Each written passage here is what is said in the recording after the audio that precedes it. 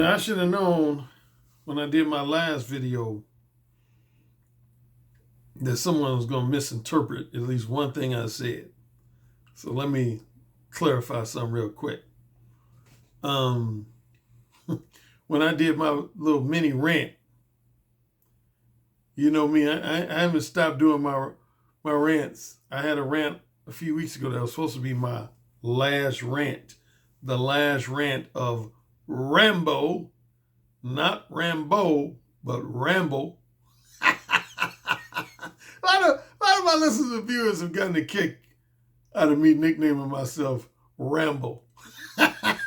Rambo, the last rant. But yeah, when I did my rant on I can't remember what that day was. Was that Thursday? Either Thursday or Friday. About Sanaa Lathan and this guy, DJ Kid.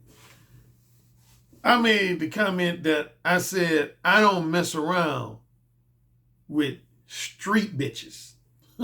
Street bitches. And I didn't get too much negative feedback from that comment, but I had a couple guys that that said, well, I actually got one email from a female listener, and I think I got 2 or 3 responses from male. One guy said, well, Alan, something to the effect of, Alan, with all due respect, I would say the vast majority of black women are from the streets. That's not true. I would disagree with that. Now, depending on what city and state you grew up in and your family background, that could be true or that could be not so true. Because I can only speak for myself. I would say starting with my freshman year in college up until now, I would say at least no less than 55 to 60% of the black women I've socialized with have been women that were from middle class and upper middle class backgrounds. I would arguably say more than that. I would say as high as probably 75 to 80% of the black women I've interacted with. But I would say at minimum, I would say no less than 55 to 60% of the black women I've interacted with at like parties, social events, and just, just in life in general, have been black women that have come from middle class and upper middle class backgrounds. The last time I would say that over 50% of the women I interacted with, black women I interacted with, were like ghetto or at least semi-ghetto type women, was probably when I was in high school. But starting with my freshman year in college up until now, so to the guy who said that, I already responded to him in my comment section, but he said just about all black women are from the streets and from the ghetto. That's not true. Now, for some guys, that might be true. It depends on what city and state you grew up in, what neighborhood you grew up in. For some brothers, that's probably true. For some brothers, probably 90% of the black women they've interacted with in their life have been sisters from the streets. But that hasn't been true for me. I grew up in a middle class neighborhood in Gary, Indiana, a neighborhood called Miller Beach. And Miller Beach, if anybody knows Gary, Indiana, that was considered the most affluent area of Gary, Indiana, was Miller Beach, Indiana. Now, even in Miller Beach, we had some street types that lived in Miller Beach, but compared to a lot of other neighborhoods of Gary, Miller Beach was a very affluent area of Gary, Indiana. And so anyway, that's one disagreement I had. But even more prominently, I had a woman write me. She said, Alan, I'm going to have to listen to your video again, but it sounded like you were saying that all black women who either A, did not go to college at all, or B, went to college but didn't get their degree, were street bitches. And she said, if that's true, that's what you said. She said, I vehemently disagree with that. She said, I didn't finish college and I'm nowhere near street. No, that's not, I'll say this, that's not what I said. And if I did imply that, it was not intentional. Because matter of fact, one of my ex-girlfriends that a lot of people are familiar with, a young lady named Tyler Collins, she went to college, but she didn't finish. She went to the University of Maryland, but she didn't finish. But she was anything but street. Yeah, she was anything but street. She didn't have any type of street sensibilities in her. And so if somebody got that impression, I didn't get that from anybody else other than this one particular female listener viewer. But yeah, she says she felt like I was implying that just about all black women who either didn't go to college at all or went to college and didn't finish were ghetto or street bitches. No, that's not true. No, I know quite a few sisters that went to college and didn't finish that are not street. And I even know some sisters that didn't go to college at all that I met through in the entertainment industry that were not particularly street or ghetto. So that's my quick clarification from my last video. Now here's something that tickled my fancy on that somebody sent me on Twitter. And that's now if anybody owns my book, the ebook version, the paperback version, or preferably the audiobook version of Ooh Say It Again, there's one chapter in Ooh Say It Again that I talk about one of the number one questions, mode one related questions I used to be known for, particularly when I lived in LA. Was the question, so when we fucking? That was like my classic, I would say particularly in situations where a woman initiated a conversation with me. Yeah, almost any time I was in a social setting and say a woman approached me and she initiated a conversation with me, at some point, usually within the first 5 minutes of that conversation, sometimes within usually the first minute or two of that conversation, no later than roughly the 5-minute mark, I was always end up going to say, so, when we fucking? And I had a buddy who actually said I should have had a billboard, because if you're familiar with Los Angeles, they have billboards all over the place, but particularly in Hollywood, like Sunset Boulevard and Hollywood Boulevard.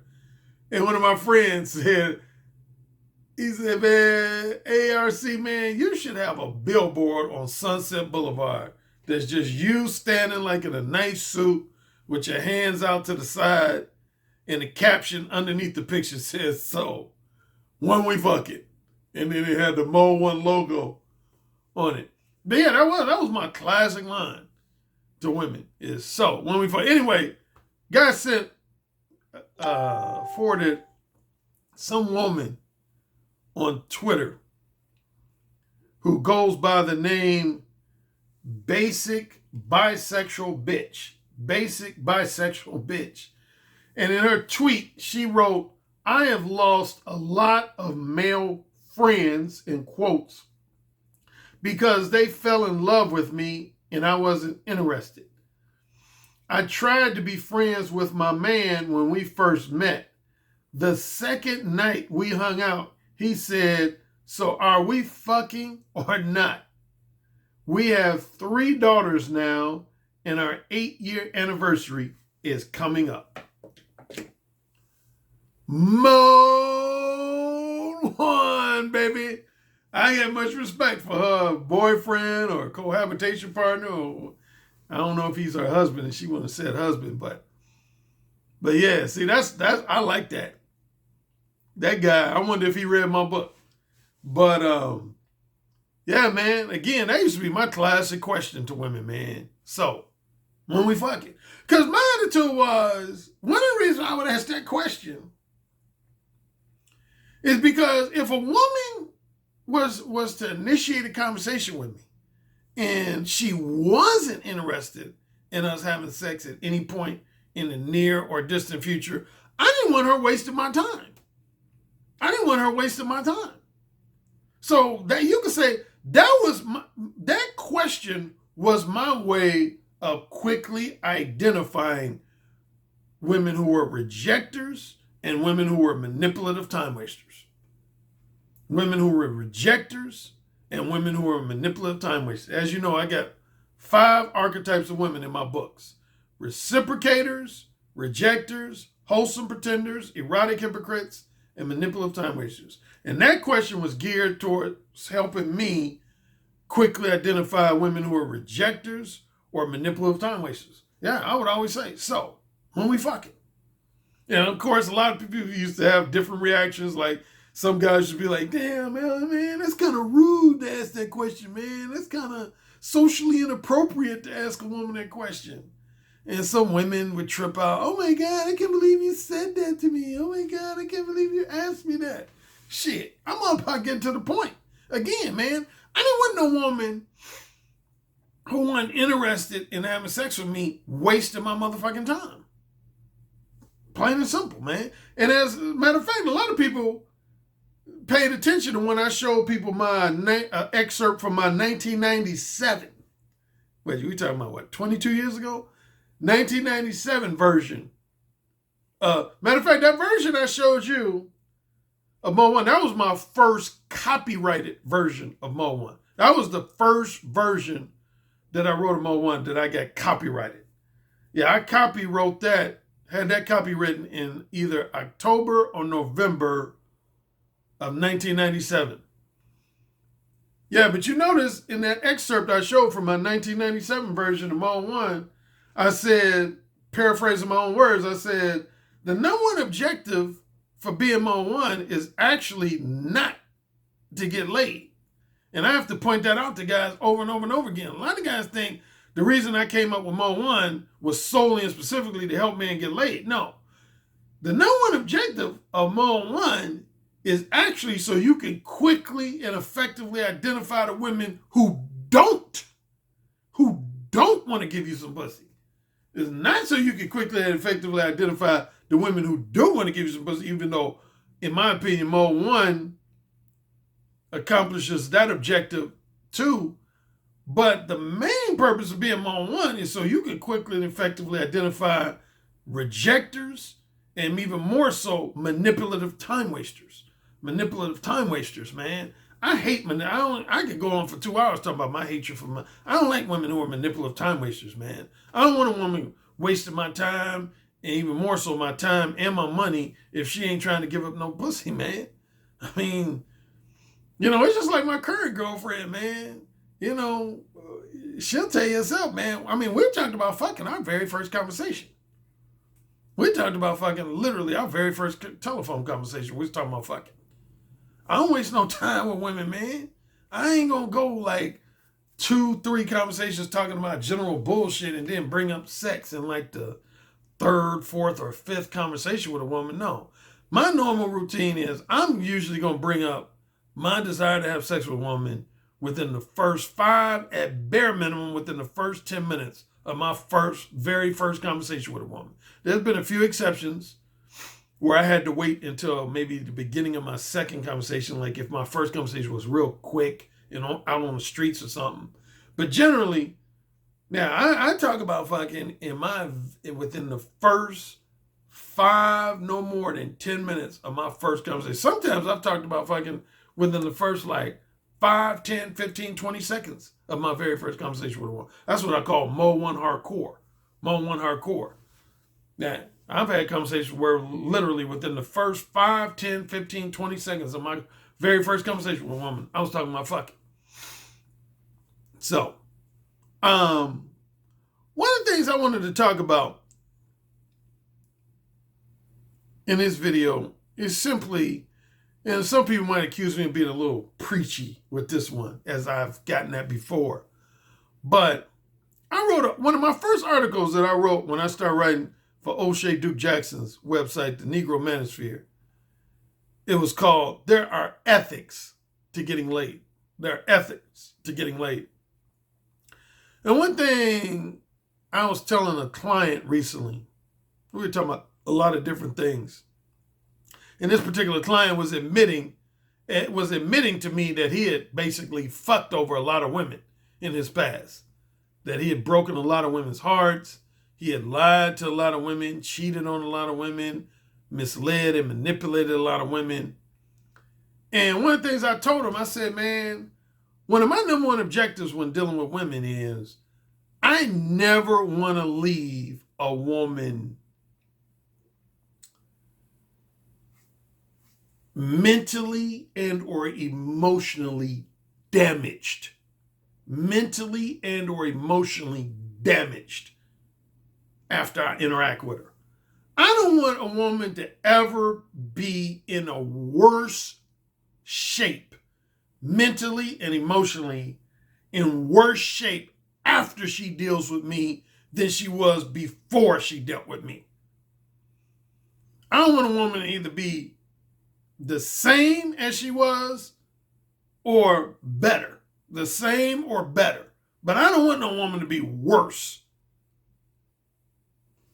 after she's dealt with me, whether it was a one-night stand, a weekend fling, a 3-month short-term monogamous relationship, a long-term relationship, whatever. I don't ever want a woman to be worse mentally and emotionally after she deals with me than before she started dealing with me. That's one of my personal objectives, man.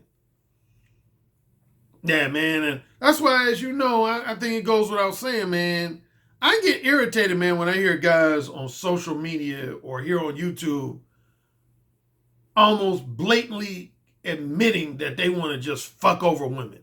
Yeah, that they have no problem like lying to women. They have no problem cheating on women. They have no problem misleading and manipulating women.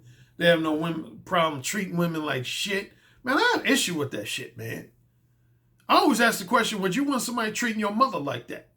Would you want somebody treating your sister like that? Would you want somebody treating your daughter like that? Your niece? Your granddaughter if you're older? Would you want somebody treating one of your female relatives like that? You know, and the first response I always get from men is, well, there's women out here that treat men like shit. There's women out here who lie to men. There's women out here who cheat on men. There's women out here who mislead and manipulate men. I know a couple of dating coaches who have even said that. That's their justification for fucking over women. They're like, well, women fuck over men. Number one, my response would be, so 2 wrongs make a right. So 2 wrongs make a right. Yeah, my attitude is you should always strive to be blameless. Let me repeat that. You should always strive to be blameless. If you're dealing with a woman that's a fucked up bitch, let her be a fucked up bitch. Show the world that she's a fucked up bitch. But why add to it? Why add to the woman being a fucked up bitch by you being a fucked up asshole? Shit, if something goes wrong with any relationship I'm in with a woman, shit, I want the woman to get 90% or more to blame. I don't want people blaming me for shit. And that's one reason why I don't lie to women. I don't cheat on women. I don't mislead or manipulate women. I don't want any woman walking this earth to be able to say, Alan Roger Currie dogged me out. Alan Roger Currie lied to me. He made me think he was in love with me just to get in my pants. He cheated on me. You know, he made me think I was going to be his future girlfriend or his future wife, when in reality, he just wanted a fuck buddy. He toyed with my emotions. I don't want no woman to be able to say that shit about me. None. And they haven't been able to. You ain't going to be able to find a woman that can legitimately say, Alan Roger Currie fucked over me. I dare any woman, starting with the age of 22 up until now, I would dare a woman to suggest that I fucked over her. I ain't never had a woman say that I fucked over her.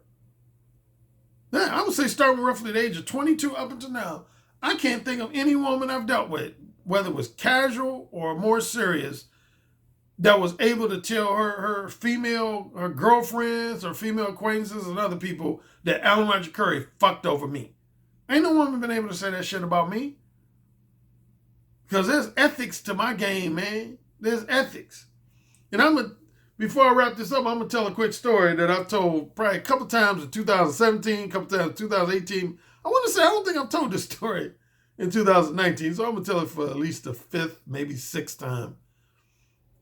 But I was in Las Vegas for Sasha Day Game's second direct dating summit event. And he had this guy who was a videographer. And the videographer came in the room with like 3 or 4 other guys. They had been chatting with each other. And he said, Alan, I forget where he's from. He wasn't from the United States. He was from Europe, somewhere in Europe. And he said, Alan, he said, man, I read your Mode 1 book. He said, I liked it. Overall, I would say I liked your Mode 1 book. But he said, I had one issue with your Mode 1 book. He said, the one problem I had with your Mode 1 book, man, it seemed like you trying to incorporate ethics, the idea of morals, values, and ethics into getting laid. And he said, man, you can't do that. And him and these 4 other guys, they started laughing, basically laughing at me. And they, his buddies was basically like shaking their heads like, yeah, getting laid has nothing to do with morals, values, or ethics. And I said, really now? That has nothing at all to do with morals, values, or ethics. He said, none whatsoever. I said, so you saying that getting laid is all about the ultimate objective? In other words, the end. Remember I did a video last year called There Are Some Men Who Are the End Justifies the Means type people. The end justifies the means. Most people know what that phrase means, but I always like to assume there's 1% of people who might be ignorant. To say that somebody is an end justifies the means type means essentially that person doesn't care about how they go about achieving a goal or accomplishing an objective as long as they achieve the goal or accomplish the objective. For example, if your objective was to become a millionaire, you wouldn't care if you had to break the law to become a millionaire. You might resort to robbing a bank. You might resort to becoming like a drug dealer. Even if you had to break the law to become a millionaire, you're going to concentrate on getting that $1 million. So you could say, I'm a millionaire. That would mean your end justifies the means. When your end justifies the means, you tend to throw morals, values, and ethics to the side. You don't really give a fuck about morals, values, and ethics. All you care about is, did I achieve this goal? Did I accomplish this objective? Man, that means you're an end justifies the means type of person. If all you care about is, did you achieve this goal? Did you accomplish this objective? And when it comes to getting pussy, there's a lot of guys like that, man. There's a lot of guys that will rape a woman to get some pussy, date rape a woman to get some pussy, put date rape drugs in a food or drink to get some pussy. They will lie to women to get some pussy. They will cheat on their wife, fiance, or girlfriend to get some pussy. They will mislead, manipulate, and toy with a woman's emotions to get some pussy. A lot of guys don't give a fuck about morals, values, and ethics. All they care about is, I want some pussy from this particular woman. I'm going to do whatever it takes to get some pussy from this particular woman. And see, Alan Roger Currie don't roll like that, man. I don't roll like that.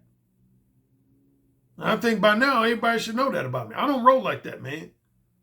If I can't get pussy by letting a woman know in an upfront, specific, and straightforwardly honest manner that that's what I want, then I don't want the pussy.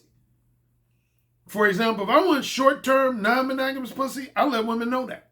If I want short-term monogamous pussy, I let women know that. If I want long-term, non-monogamous sexual companionship, I let women know that. If I want long-term, strictly monogamous sex, I let women know that. I don't try to mislead women about the type of sexual companionship I want. But there's a lot of motherfuckers out there who do. And anyway, going back to these guys in Vegas, that's how this guy was. He said, man, morals, values, and ethics has nothing to do with getting laid. He said it emphatically, too. He said, that has nothing to do with getting laid. I said, really now? And he said, yeah. And again, him and his buddies was laughing. So, of course, I had to put him to the Allen Roger Currie test. I said, is that right? He said, that's right. I said, nothing. I wanted to clarify. I said, has nothing to do with it. He said, nothing. I said, okay. I said, you know what? You might be right. I said, why don't you and I go out this afternoon in Vegas and find two 14-year-old girls to have sex, group sex with? And he said, what? 14-year-old girls?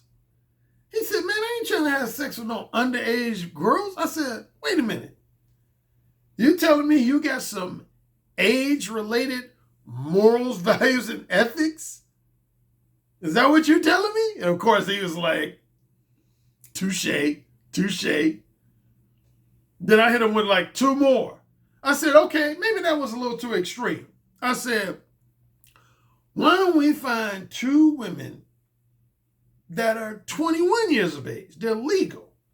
But here's what I'll do. While you talking to the two 21-year-old women behind their back, I'll put some date rape drugs in their food and drink so that we'll have an easier time getting in bed. He was like, what? Man, I ain't trying to put no date rape drugs. I said, wait a minute. You got some morals, values, and ethics when it comes to how you go about getting 21-year-old women in bed? And again, he was like, okay, clever, okay. Touche, touche. And it was funny. Again, he came in the room with like four guys. And at first, they were like his cheerleaders. They were co-signing with everything he said. But then when I started hitting them with those analogies, they start slowly getting up and leaving the table. Because I was shredding this dude. And there was a third one I gave him. I can't remember which one. I know the first one had to do with 14-year-old girls. The second one had to do with date rape drugs. I can't remember what my third. I gave him at least three analogies. And each one, he was like, nah. And basically what it came down to, I said, I thought you told me I thought you told me that morals, values, and ethics didn't have shit to do with getting laid. But I said, you just proved to me that they do. You may not have the exact same morals, values, and ethics that I do. You might not have the exact same morals, values, and ethics that I do, but you do. You just proved that you do have some degree of morals, values, and ethics. Because if a guy truly didn't have any morals, values, and ethics, I mean like none, he wouldn't give a fuck about fucking an underage girl. He wouldn't give a fuck about raping a girl. He wouldn't give a fuck about date raping a girl. He wouldn't give a fuck about kidnapping a woman and holding her hostage and fucking her. If he truly didn't have any morals, values, or ethics. See, there's a lot of motherfuckers who've tried to say that. They'd be like, Alan, man, you too much about these morals, values. I ain't about that when it comes to getting pussy. 90% of y'all are lying. Because if y'all was truly wanting about any morals, values, and ethics, I mean like that, y'all didn't care about morals, values, and ethics at all, again, y'all would be out here raping bitches. Y'all would be out here date raping women. Y'all would be putting a gun to a woman head and making her give you some pussy. Y'all wouldn't give a fuck. Don't give me that, oh, well, that's against the law. That's still morals. Most of the laws are based on morals and values and ethics. So don't give me that legality bullshit. A lot of y'all full of shit, man. What most of y'all got some degree of morals, values. Like the guy in Vegas, y'all got some degree of morals, values, and ethics. But then in other areas, y'all don't. Like when it comes to being straightforwardly honest about just wanting to have casual sex, a lot of y'all are ethically challenged. When it comes to adultery and infidelity, a lot of y'all are ethically challenged. When it comes to getting a woman alcohol or drugs in a woman's system and taking advantage of her, a lot of y'all are ethically challenged.